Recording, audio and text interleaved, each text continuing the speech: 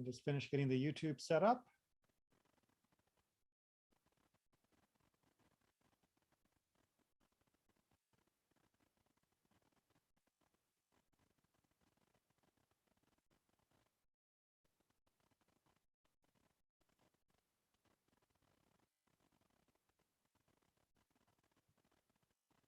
All right, that looks like it is set. Of course, it's not showing the picture in the corner on YouTube. Interesting. Nothing like technology to make things a little weird.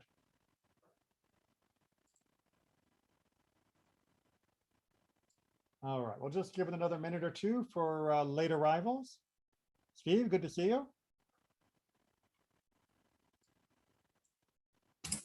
Hi there. It took me a while to find unmute, but hi. It's definitely something that you have to look around on the screen to see where it is each time. Yep.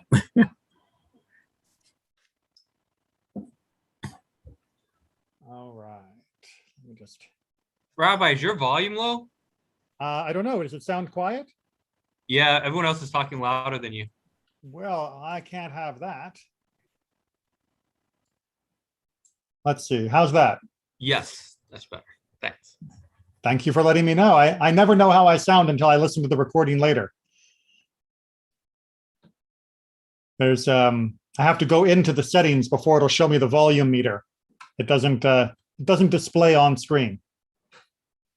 I'm not quite that advanced in the technology. All right. Well, I think we are just about ready to go ahead and get back into our Mishnah. So let's go ahead and do a quick review. Well, we didn't go through a whole lot of territory before we had to break for high holidays, but it's nice to see everybody coming back again for our study afterwards.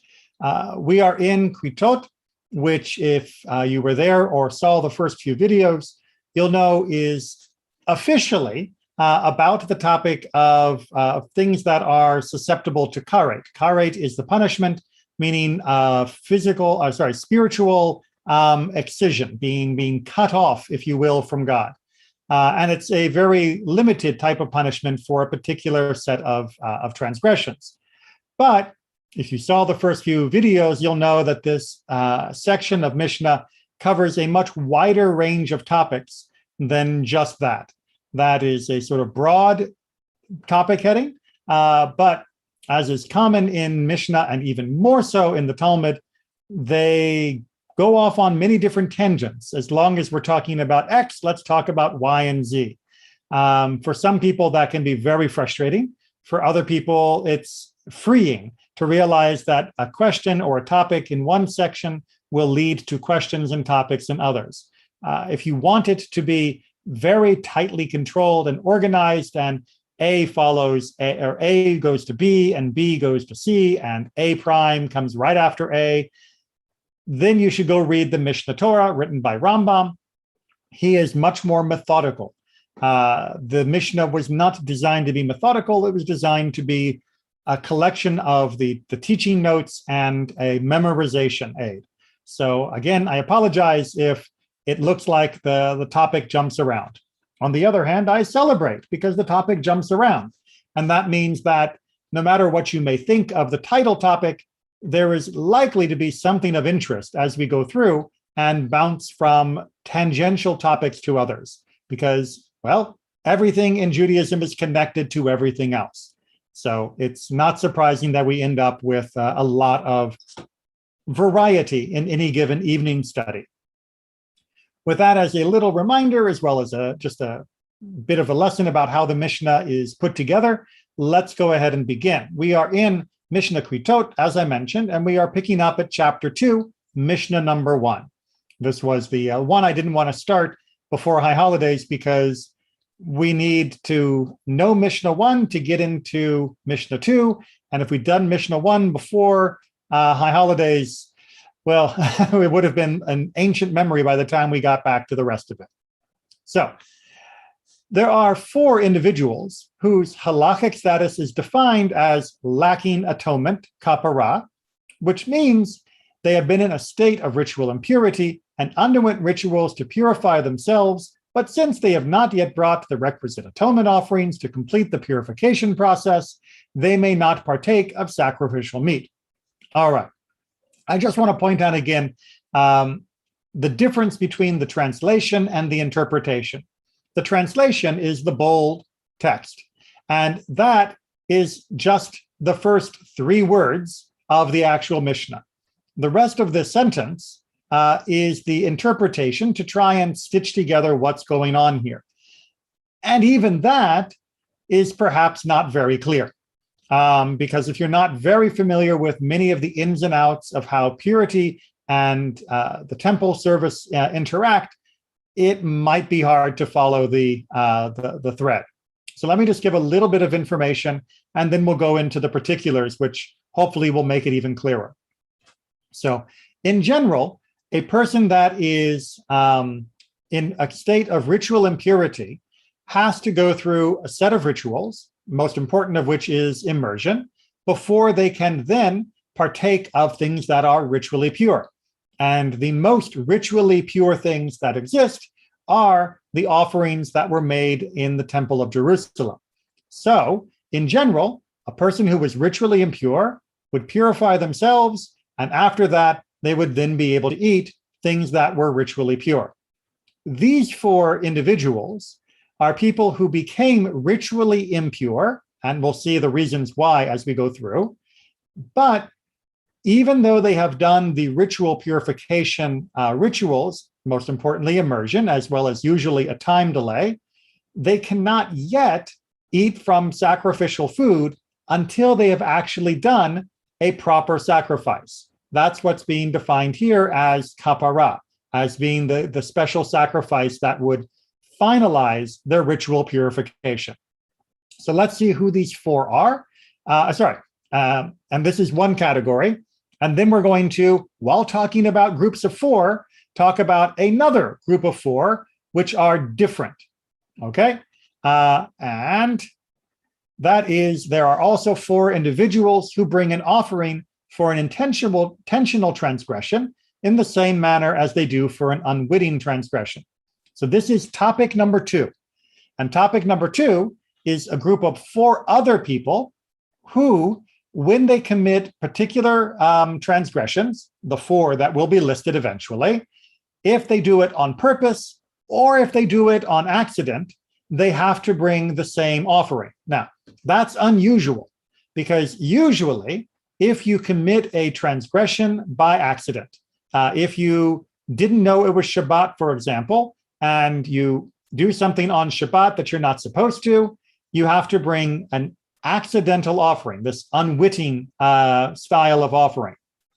On the other hand, if you knew it was Shabbat, knew what you were doing was wrong, and did it anyway, then you don't actually bring an offering to make up for that error because it wasn't a mistake. It was on purpose. And there are different ways, depending upon the transgression, to fix an intentional mistake, an intentional violation. It's not a mistake if you did it on purpose. However, these 4 that we haven't identified yet, these 4 are going to bring the same type of offering, whether they did it on purpose or whether they did it by accident. And that is going to have to wait, however, because we are going to go back to topic 1, the 4 people who are not quite complete in their purification process. And yes, I know that's a little jarring, but think of it this way. We mentioned that there's a group of 4 that require one treatment and another group of 4 who have another treatment. And those are the chapter heading. And now we are going to go back to the first topic, the first group of 4, and deal with them. This is a way in the ancient world where people would memorize this because they wouldn't have printed copies. This is a way where they could say there are 4 that are X and 4 that are B. Let me remind you about the 4X, and then I'll go back and remind you about the 4B. It was a mnemonic system for getting the topics out before looping back and going into them in depth. So we are back on the first set of 4, those that are lacking kapara, that are incomplete in their ritual purity, even though they have done the rituals that are normally required, and they are waiting to bring a particular type of offering. Who are those 4 people? And these are the 4 individuals who lack atonement, our first category. The man who experiences a gonorrhea-like discharge. I'm going to push back on the translation there. Anytime you see a translation of a Hebrew word for a particular Torah-related ailment into a modern English identifying condition, there's a problem, because this is not meant to be a medical journal. This is something commentators talk about in extensive detail. The Torah didn't come just to tell us what was and wasn't gonorrhea. The Torah came to tell us that there were certain types of discharges that needed a purification process and other types that didn't. And using the term gonorrhea is entirely unhelpful. Instead, I would prefer they use the word in bracket zav. This just means a person with a discharge. And the nature of that discharge is discussed in much more detail in other parts of the Mishnah. We don't need to go through it now. The short version, however, is that there are certain types of leakages from the sexual organs, both for men and for women, as we will see, that are normal, and certain types of leakages that are abnormal in particular ways. This zav situation, the man is called a zav, a person who has had this type of discharge, is then required to go through the process of purification, meaning time as well as mikvah, the immersion in water, and they're one of these 4 that has to also bring the special sacrifice.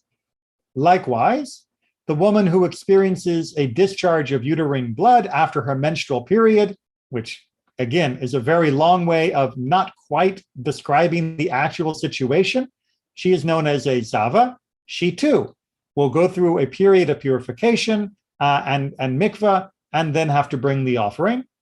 And a woman after childbirth, something we've talked about in prior Mishnah study, where there is a period after the child has been born, where the woman has a special status. And once that period is up, she needs to also bring a special sacrifice.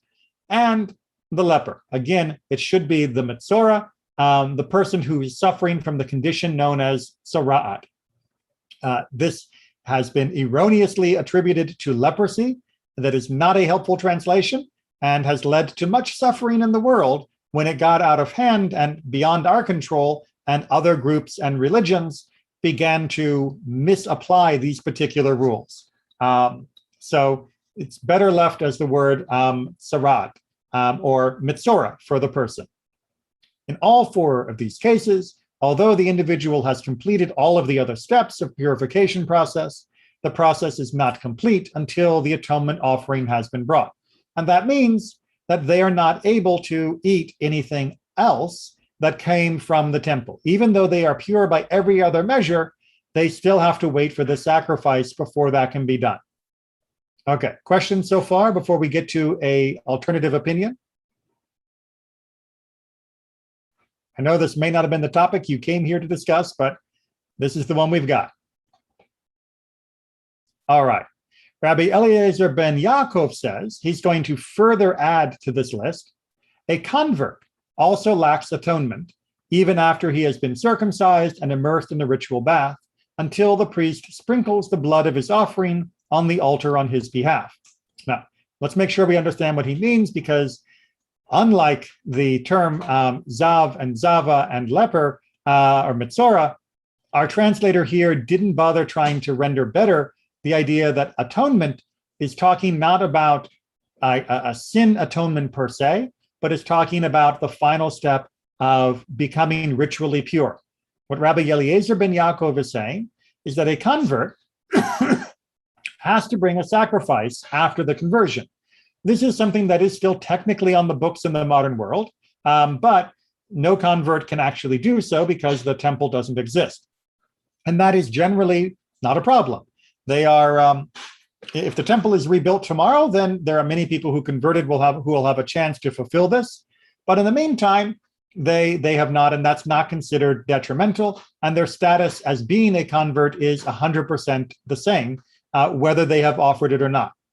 Rabbi Eliezer ben Yaakov, on the other hand, is saying that their status is the same, but they're not allowed to eat other ritually pure food until they have had this additional sacrifice completed at the temple. Now, he is in the minority view on this point, but he is trying to bring this as a similar thing. And in case you're wondering, well, what is the purity issue with regards to the convert? People that were converting, when they went through the mikveh, that was part of the ritual purification, because of course they were not raised to be careful with ritual purity laws according to Judaism, because they weren't raised Jewishly. So obviously they would have come into contact with many things that might cause ritual impurity. The mikveh, of course, takes care of that. Rabbi Eliezer argued that there should also be an additional delay, like our other four people, until their sacrifice had been done. However, that is the minority opinion. Questions on that point? Yeah, why? Can you hear me? Yes, go ahead. Isn't this sort of haphazard or random? Why pick that one to throw in with the other four? Why not say if you had this disease or that disease in addition? Well, because the other four were not seen as diseases. The other four were seen as purity, ritual purity issues. It was not about a blood test. It wasn't about a lab result. It was about your status vis-a-vis the ritual purity, which was mostly focused on the rituals at the altar in the temple. And Rabbi Eliezer was arguing that the convert goes through something similar to these other four.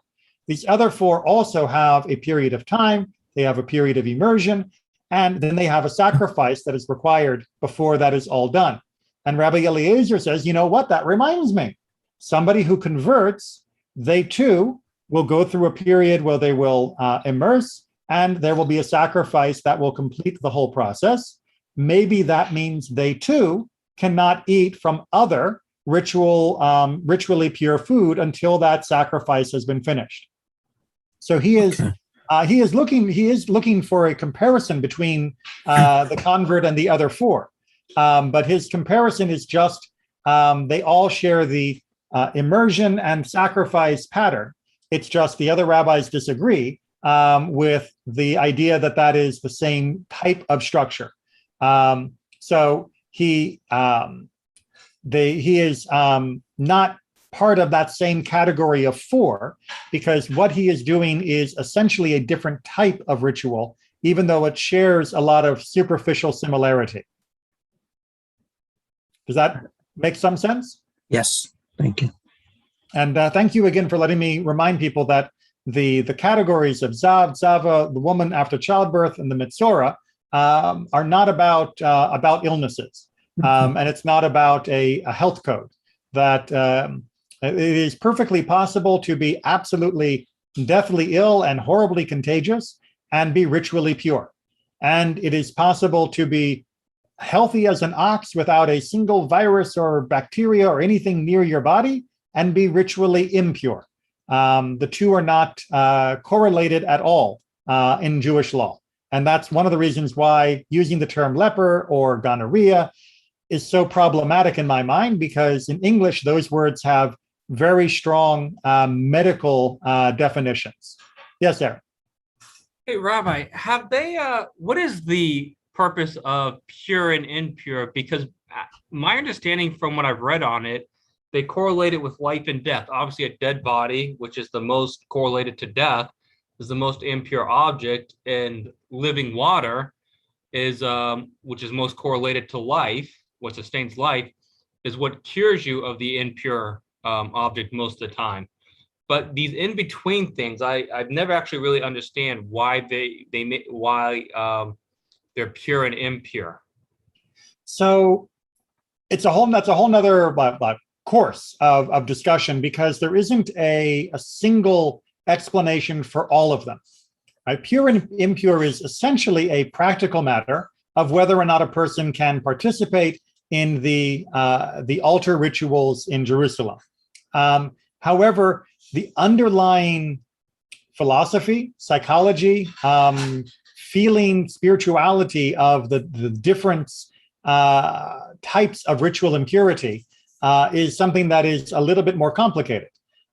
So, for example, the idea of the Metzora, the person that gets translated as leper, is often not connected to anything physical about them, but connected to their unwillingness to be open and clear with the community, that they have a hidden issue that is detrimental, and it is manifesting it physically, either that they have been engaging in gossip or other forms of tale-bearing, or that they have been deliberately avoiding their responsibilities to help others in need through lies and deception. And that's usually given as an explanation for why they are now afflicted. But the Torah itself does not go into explicit detail of why these particular categories will cause periods of ritual impurity. And that can be both frustrating as well as liberating. It's frustrating because it would be nice if we had a little bit more explicit explanation, but it's liberating because it also allows us to hypothesize while remembering that our attempts to understand are never going to be 100% airtight or confirmed. So like you mentioned, the idea of a dead body, which is the most powerful form of ritual impurity, as being the opposite of the life, as being the value that is represented by the altar, is a very powerful thing to meditate and to spiritually look at as being a good indicator of Judaism's value. But the Torah itself never explicitly says that. So we have to be careful not to overplay the metaphor or teaching, but to say that this is a possible explanation, and to hold on to it as long as it fits the rest of Judaism and still provides the right type of insight and spiritual direction. But to go through all of them would require a whole separate course. Maybe sometime we'll look through the sections of purity in the Mishnah, and that'll give us a lot more room to investigate how our tradition has looked at it. And then we get one more that Rabbi Eliezer ben Yaakov suggests should be in this group of four, and that is a Nazarite.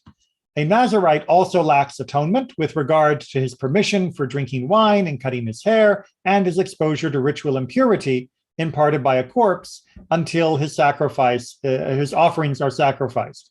So a Nazarite, you may know, has taken a vow not to drink, not to cut his hair, and not to be exposed to ritual impurity.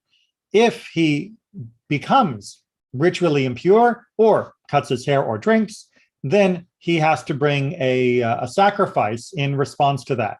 And Rabbi Eliezer was saying, see, this looks really, really similar. But again, he's not really matching that particular pattern. It's superficial similarity, but not actually connected. In fact, a Nazir can do other things before his ritual sacrifice is brought, even though he does remain ritually impure. So it doesn't fit 100% of the pattern. So they are similar but different, and that's why they don't fit into the listing of four that was brought in the first half. All right, so that is the explanation for part 1 of Mishnah 1 from chapter 2. Now we need to look at the explanation for part 2 of Mishnah 1. And that's going to be in part 2. Mishnah 2 of chapter 2. Trying to make sure I get my numbers right. These individuals bring an offering for an intentional transgression in the same manner as they do for an unwitting transgression. Again, this is for the unusual circumstance where whether you did it on purpose or whether you did it by accident, you still have to bring the same offering as your remedy for the transgression. This is the 4.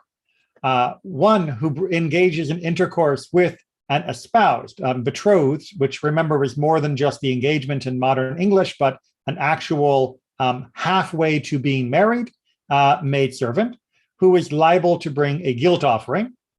See Leviticus 19:20. All four of these have the Torah references included, and you're welcome to click through to the text to find out more. And a Nazarite who becomes ritually impure. That was our last category as well, who is required to bring a sheep as a guilt offering and 2 doves or 2 pigeons, one as a sin offering or one as a burnt offering, and one who falsely takes the oath of testimony, asserting that he does not have any testimony to provide on a given issue, but in fact he does, and one who falsely takes an oath on deposit, asserting that an item belongs to another is not in his possession, but it actually is. So for all 4 of these categories, the sacrifice that is offered, which is mentioned in each of the 4 textual points that are here in the on the screen, all 4 of those sacrifices are brought whether the person knew that what they were doing was wrong or didn't know what they were doing was wrong, or knew what they were doing or didn't know what they were doing. So for example, in the case of one who engages in intercourse with the espoused maidservant, they probably knew what they were doing, meaning that they were aware of the intimacy that they were engaged in, but they may not have known that she was espoused or what her status was in other respects. Likewise, a Nazarite who becomes ritually impure, he may have chosen to break his vow and become ritually impure, or something may have happened by happenstance, by circumstance, that rendered him ritually impure despite his best intentions. Now, the last 2, however, require a little bit of special consideration, because in the last 2 of giving false testimony, of giving a false oath that you lack testimony when you actually have evidence you could give, or by taking an oath that you have not accepted something on deposit for someone else when in fact you did, those both can only be violated intentionally, right? I cannot accidentally swear that I lack testimony while knowing that I have testimony. I could accidentally swear that I lack testimony by not realizing I have testimony, but that is not considered a violation of the oath. You swore in good faith and you didn't believe you had testimony. Just because you did doesn't mean you violated that. On the other hand, if you know that you have testimony and you swear that you don't, then you have violated this. But even though it was intentional, and normally intentional sins are not remedied by simply offering a sacrifice, nevertheless, you do have to offer this sacrifice. And likewise, if you swear that you have not taken something on deposit and you are lying through your teeth while doing so, when you regret that lie and you come forward and make restitution, you also have to bring the sacrifice that is outlined in Leviticus 5. All right, questions or comments on that?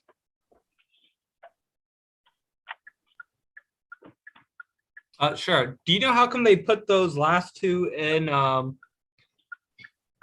the last 2 that have to be committed intentionally in this one? Because they fit the pattern of things that normally would not be remedied with a sacrifice. And thus, the fact that the Torah tells us there is a sacrifice is a little odd. So let me give you a quick comparison. If I were to commit a normal intentional sin, let's say I was defrauding a person, right? I cheat them in business. I tell them that I'm going to sell them a sheep, and they give me the money, and I take the money and run, right? Or I sell them, not a sheep but a dog that is much less valuable. When I either am caught, or more importantly, if I recognize the error of my ways, I have to remedy that situation. I will give them the money back, or I'll give them the sheep, or whatever is needed to physically cause restitution. I will do that, but I don't need to bring a sacrifice. Likewise, if I punch a person intentionally, I will be required to do all sorts of remedies for the damages that I have caused to them, but I will not be required to bring a sacrifice.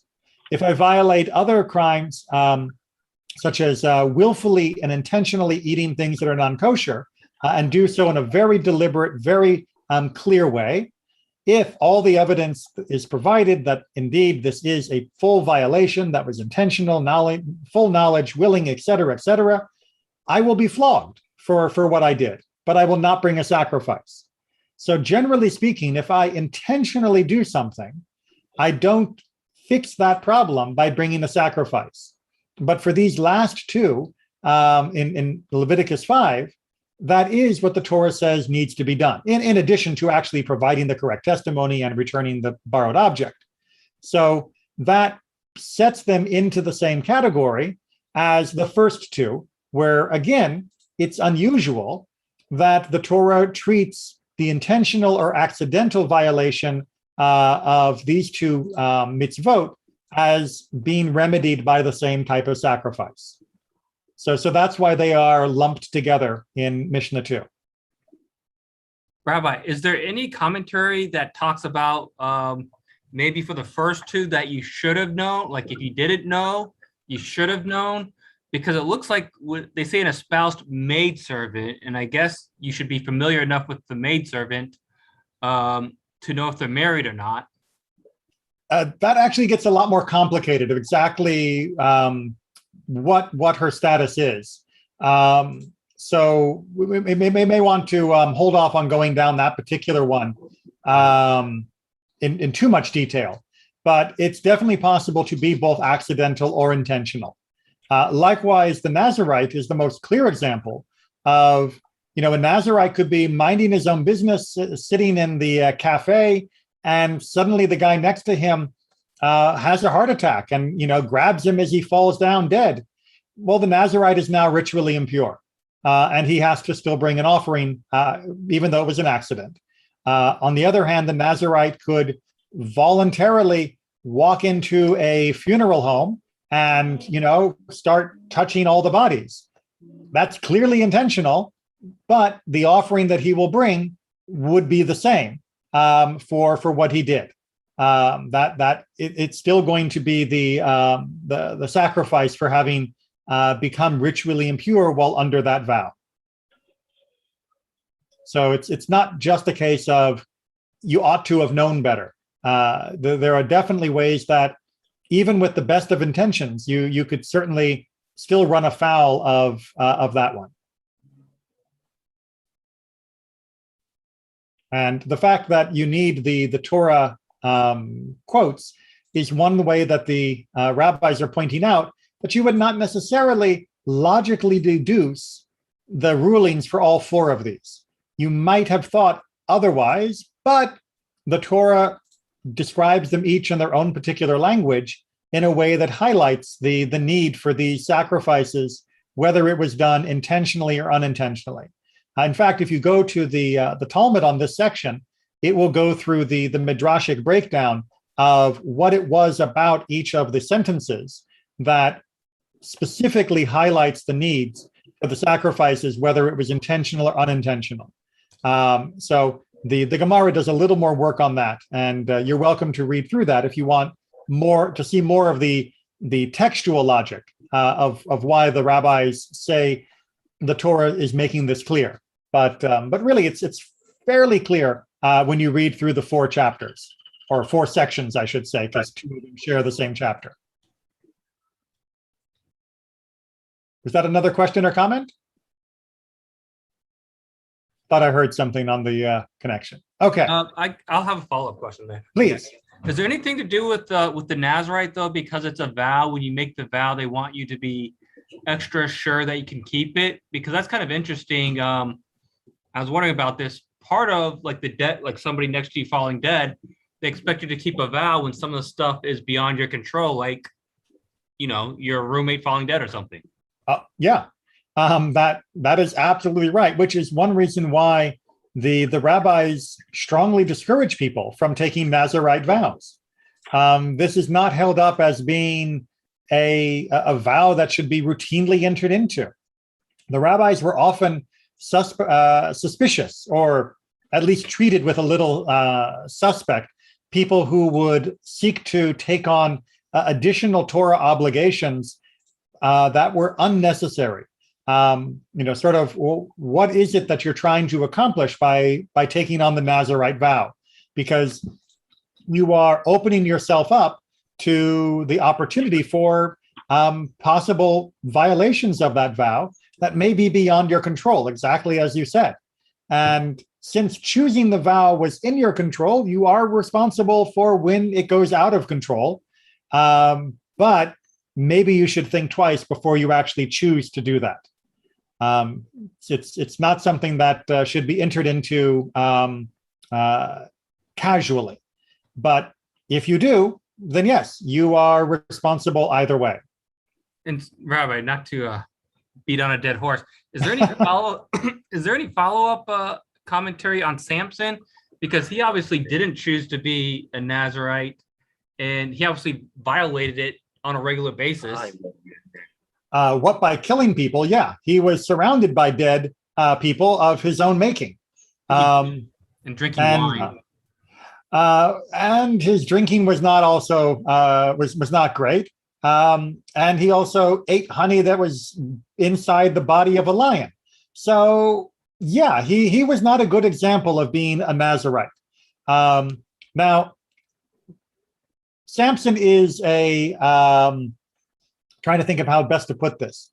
He is a little bit of a conundrum. That's an enigma within the rabbinic literature. He is definitely not held up as being a superhero. He is not held up as a moral exemplar at all. He is kind of scraping the barrel when it comes to the period of Shoftim of, this is the person we have to look to for help. Where's Deborah or even Barak? But then all of the Shoftim show certain shortcomings. The judges are not perfect during that time period, which is one reason why we end up in so much trouble and why we end up with a king eventually. Not that that works out so perfectly. But Samson's Nazarut, his status is one that a lot of ink is spilled over, of trying to either reconcile it or simply point out that, yes, he violated his vow in numerous places. But the whole idea that he was dedicated before he was even born is also problematic, since the Nazarite vow is meant to be taken on willingly, and ideally it is meant to be for a limited period rather than for a whole life. But Rabbi, in defense of Samson, though, he was very pro-Jewish, though, because he never harmed anybody from the Jewish camp that I can remember, and he even turned himself over to the Philistines to protect the Jewish people. He turned himself. He read. I read something very interesting about Samson. If we are going in that direction, that is his kind of anti-hero, because a shofet should be a leader of a people, but Samson didn't lead anyone, only himself. Actually, the people in Judah gave them away. Okay, they turned him to the Philistines. Okay, Philistine. No one lead. He didn't lead anyone. He was just him to himself. So it was a very anti-hero shofet, judge. Yes, Samson was, I would not call him pro-Jewish. I'm afraid that's not the term I would use. I meant pro-Jewish people, sorry. He wasn't pro-Jewish people. Samson was pro-Samson. He was for himself. He was a selfish person. I don't know whether you're familiar with the Marvel comic character called the Punisher, but he's really the closest to what Samson was, which is somebody that felt that there were people who had done wrong to him. He didn't care about the Philistines, except that he didn't like what they did to him. And so he decided to get revenge. And when his revenge was causing trouble for the other Jews, like Natan said, the people of Judah told him, hey, you're causing us trouble. And so they kind of encouraged him to turn himself into the Philistines. And then he went and killed more Philistines. He could have fought the people of Judah, though. I mean, I take it he probably could have beat him pretty easy from what I've seen. Absolutely. But I'm afraid and I think our tradition has a higher standard for calling someone pro-Jewish other than they choose not to murder our people. That, because every Jewish person, I hope, chooses not to murder on a daily basis. That doesn't make a person a hero. And remembering that his whole set of problems, which lead into his conflict with the Philistines, are all because he is attracted to Philistine women that he wants to get married to. That he just physically is attracted to them. He's not attracted to them because of their values and personality. He says, I want, gimme. And when there are problems in those relationships, he goes all Hulk out crazy and smashes things. We are lucky that he was obsessed with them and got into trouble with them and did damage to them. Because if he hadn't been, then we don't know what kind of damage he would have done to us. He was a little Hulk.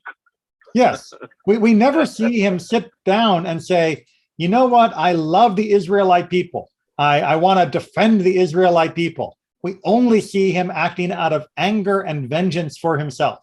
So he is not, by any stretch of the imagination, a role model. And like Natan said, the rabbis are quick to point out, he never acts as a shofet. He never acts as a judge, as a chieftain, as a leader of the people. He just acts for himself. Is there any commentary on why he surrendered to the Jewish people, though? Because the context I got is he clearly didn't have to. Because he wasn't that evil, right? I mean, it's again, if you have somebody who's a vigilante that's going out and attacking people that they think have harmed them, and you surround them with kindergartners, and they decide not to murder the kindergartners, I wouldn't call them pro-kid. I wouldn't say that this is somebody who loves children. This is somebody who they do have some remaining limits of what they won't do. And yes, his remaining limit, maybe because for his family or his history, whoever, was I'm not going to just blindly murder my own people. But he went beyond that. He turned himself in, though, right? Or no? Well, because he was causing a war. Oh. If he had not turned himself in, then the people would have been killed by the Philistines in a war. Right. So he was essentially a war criminal to the Philistines. And the Philistines said, turn him over or else we'll attack all of you. And the people of Judah said, well, we can't make you, but, we kind of don't want to get wiped out in a war. So would you kind of sort of go with them? And he went along with them only because he knew he could break free. Right? He went along with them, yes, to spare a little bit of more bloodshed and danger for the Jewish people. But this is not somebody we don't need to write a hagiography for him. He is not meant to be a hero. He is meant to be a flawed person whose flaws were only beneficial to us accidentally, coincidentally. He never said, I'm going to save the people from the Philistines. It's just we're lucky that his chaos was directed in their direction rather than ours. And he is brought as an example of what was wrong during this time period when everyone did what was right in their own eyes. And he followed his eyes. And guess what got poked out by the Philistines? His eyes. Right? That is meant very much as a symbol of what was wrong with Samson. He was just going after what he felt like doing, which was symbolized by eyes in much of the idiom of biblical Hebrew. And that's what led him into his victories. It's also what led him into his defeat. And the Tanakh is not trying to give us a new hero. It is trying to show us the mistakes. That's why wherever Samson may have lived in the timeline, and there's a lot of debate about where he was in the actual historical period of the Judges, he is put near the end of the book of Judges, precisely to make a literary point that look at what we had to work with. This is what our people were like. Really? Can you expect us to get by when this is a leader? And that's why his story comes where it does. And so if you work too hard to try and redeem the character, you're actually going against the whole lesson the Tanakh is trying to make. Yeah. No, I wasn't trying to redeem him. I was just saying one good attribute he might have had. Maybe he was also good to animals. I don't know. But I don't think that attribute was meant to be highlighted by the text. All right, let's move on to Mishnah 3, where we get another group of people who share a similar issue, or not issue, but similar status, a similar quality in how their sacrifices are handled. That's probably the best way to put it. There are 5 individuals who bring one offering for several transgressions. That means for violating the same transgression several times, they're going to bring only one offering. And there are 5 individuals who bring a sliding scale offering, which means it's determined based on the financial status of the sinner. If you are wealthy, you bring a sheep. If you are poor, you bring doves. If you are very poor, you bring just flour. So again, we've got part 1 and part 2. We're going to go back to part 1, and now we're going to look at it in detail. Who are these 5 that bring one offering even though they have committed the same transgression multiple times? Again, in general, you do the same sin multiple different occasions, and you're going to have to bring multiple sacrifices for each occasion.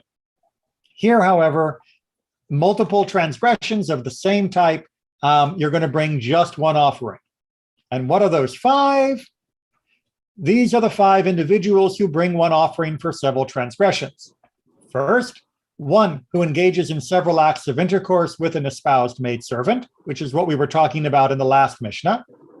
Second, a Nazarite who became ritually impure due to several instances of contact with ritual impurity, so that it happened multiple times. The Mishnah doesn't matter for how long. If you are talking about 1 week, a month, or a year. Well, it's interesting because it has to be between the time of the first ritual impurity and the bringing of the sacrifice that he has to bring from having violated that ritual impurity. So there is a window of time between when he became impure and when he brings the offering. Now, assuming that he is actually being careful about this, that would mean that it would be the ritual impurity, which would leave him with 1 week of time. You have to wait 7 days, and then immersion in the mikveh, and then he would bring the sacrifice. So theoretically, during that time, if he is becoming ritually impure again, it resets the clock. And that's actually a little bit more confusing. And I'm just going to say you have to go look into the Talmud to see how they try and square exactly how the clock gets reset and what the window is. And it's after the 7 times, but after the mikveh or before the mikveh or before the sacrifices or just after the sacrifice. There's a lot of finer detail of the timeline for the Nazir as the Talmud goes into. But this is Mishnah class, not Talmud. The Mishnah continues to list the 5 situations in which one offering is brought to atone for several transgressions. Third, one who issues a warning to his wife, declaring himself jealous with regard to several different men with whom he suspects her of committing adultery and forbidding her to be alone with them. If the wife was then found separately in seclusion with each of the men, he brings her to the temple with one single meal offering of jealousy. So this is the Sota ritual, which you may remember we studied together some time ago. And you can find the old videos if you're interested in rewatching them. And if he warns her with about several different people, don't be with Mr. Smith, don't be with Mr. Jones, don't be with Mr. Cohen. And she is then caught with Mr. Jones, Mr. Smith, and Mr. Cohen, not actually having sex, but caught being secluded. That's, remember, a very important distinction. Go see the Mishnah Sota classes for the distinction. When you bring her to Jerusalem to have her be tested by the bitter waters, you only have to bring one offering, even though before you get to Jerusalem, she has been seen being secluded with more than one person. And fourth, a leper who was afflicted with several instances of leprosy, meaning that he was purified from his leprosy, and before he brought his offerings, he suffered a relapse of the leprosy. When he is finally purified, he brings only one set of offerings. If the leper brought 2 requisite birds on the first day of his purification, and prior to bringing his offering on the 8th day of his purification, he was afflicted with a relapse of leprosy, those birds do not satisfy his obligation until he brings the sin offering as sin offering. Rabbi Yehuda says until he brings his guilt offering. All right, so The last category with the leper, like I said, is very similar to what we talked about in the idea of the Nazir, of where exactly in the category is it. Now, you may be wondering, where's number 5? Well, the 5th category is going to be Mishnah number 4. So before we jump into that, which we might have a chance to get to, depending upon questions on Mishnah 3, let me ask you if there are questions on Mishnah 3.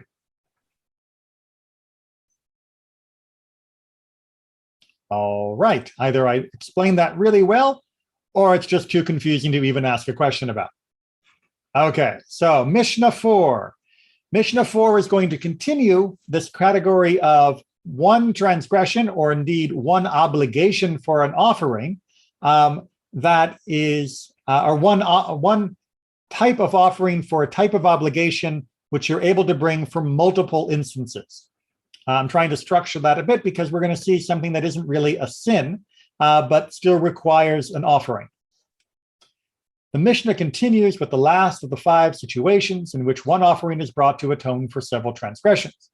A woman who gave birth to several offspring. This is a case where a woman gave birth to a daughter, after which she is ritually impure for 14 days, and then enters a period of 66 days of ritual purity, even if she experiences uterine bleeding, something we've talked about before. Nevertheless, during this interim period, she is still somewhat impure, and it is therefore prohibited for her to enter the temple or partake of consecrated food. And at the end, she must bring an offering. All right, so the timeline's a little confusing, but she gives birth. And it has to be for a girl, as we're going to see, because we're going to deal with miscarriages. She gives birth, and that sets up, when it's a girl, a longer time than if a boy, all these numbers would be halved. So she is ritually impure for 14 days, and then she has an additional 66 days of ritual purity, meaning a total of 80 days between birth and when she is now eligible to go to the temple and obligated to bring a sacrifice. So that's our window of time that we're dealing with. During those days of ritual purity, she became pregnant again, right? So between the actual birth and that 80th day when she's able to come, she becomes pregnant again. And during those days of ritual purity, she became pregnant again, sorry for repeating myself, and then miscarried a female fetus within the 80 days, and then became pregnant again and miscarried another female fetus within 80 days of the first miscarriage. In this situation, when she ultimately completes her process of purification, she brings one single offering for all the births and miscarriages. All right, before we get into the similar halacha, I want to make sure that we understand some of the reasons for why we're dealing with the female issue and how these miscarriages are stacking. So the issue is that for the birth of a girl, you have a longer period of ritual delay. Now, why is that important? Why couldn't it be that she was giving birth within the 33 days that were there for a boy? Well, because if the miscarriage happened within 33 days, then it's less than the 40-day minimum for a pregnancy to be considered meaningful with regards to ritual purity. Right? I'm not saying that a miscarriage is any less meaningful to a family that suffers that tragedy, but as far as ritual purity goes, the fetus had to be up to a 40-day mark. Otherwise, it is considered, in the technical terms of the rabbis, like water, meaning that there is no substance to it. Indeed, one would probably not even be able to identify the gender at that point. But even if they could, if it was a pregnancy that was fewer than 40 days, then the clock doesn't get restarted. You don't begin a new period of ritual impurity. So these subsequent miscarriages have to have been after a first birth of a girl, and the subsequent miscarriages have to be more than 40 days long, and they have to also be identified as female fetuses in order that the clock can begin again, giving enough time for another post 40-day pregnancy to miscarry and to reset the clock again. despite all of that, no matter how many sequential miscarriages this woman may tragically suffer, when she reaches the final end of the purification process for the final pregnancy, she only brings one offering when she goes to the temple. Questions? We didn't study this. Something so familiar. We did go over this general topic, but not quite in this much detail with regards to the purity implications. We covered the sequential pregnancies, but it wasn't focused as much, Rabbi, on the purity. Yes. Is it 40 days, or is it the shape of the fetus after the miscarriage? I thought it was the shape of the fetus. It is 40 days. 40 days is considered to be the numerical standard. Now, if you're not sure how long, then yes, there are other ways to tell based upon the shape of the fetus, and that was a very important, if grisly, task of sometimes investigating through the afterbirth of a miscarriage to see if there were signs of further development that would peg the fetus as being older than 40 days.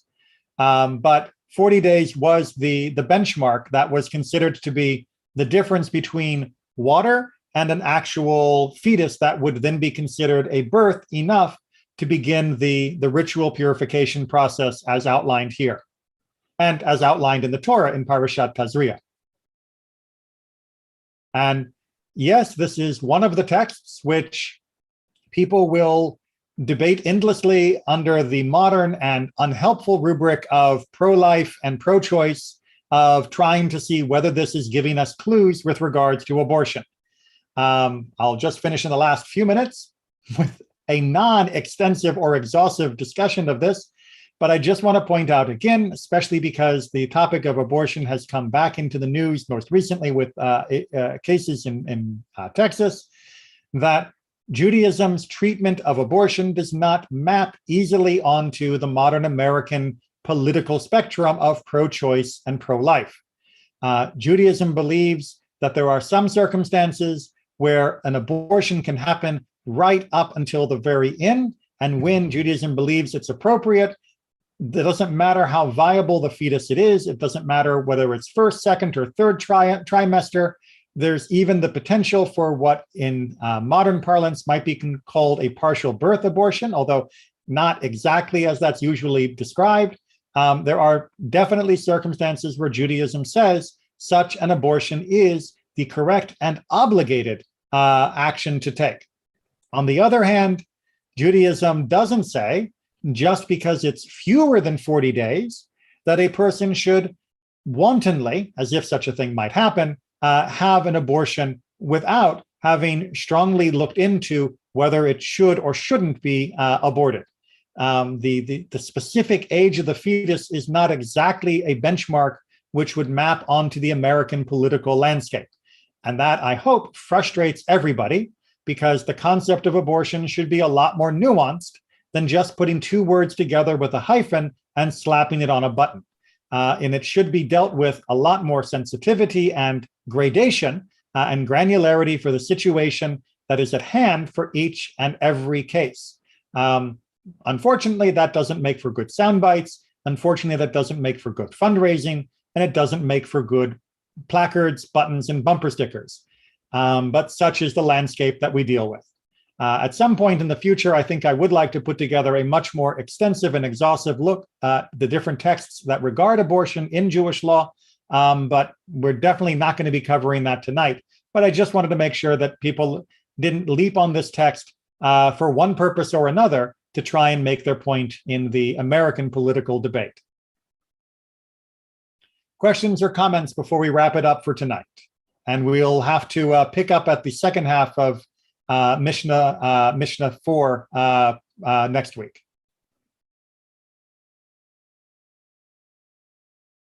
All right. Well, thank you all so much for joining me. It's good to be back and studying again. I love our Mishnah classes, and it's nice to be able to resume. So many of the holidays during the month of Tishrei were all on Wednesdays. It wasn't really an option, but now we can get right back into it. Take care, everyone. Be well. And I hope to see you again for Mishnah next week. A reminder to those who usually come to the Pathway to Judaism class that we are restarting this year. Recognize, hopefully in the email and the WhatsApp, that we are not having it tomorrow because of a Shiva in the community. So the Pathway to Judaism class will begin Thursday, the 14th of October at 6 o'clock.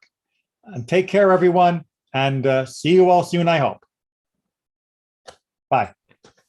Bye. Bye, Rabbi.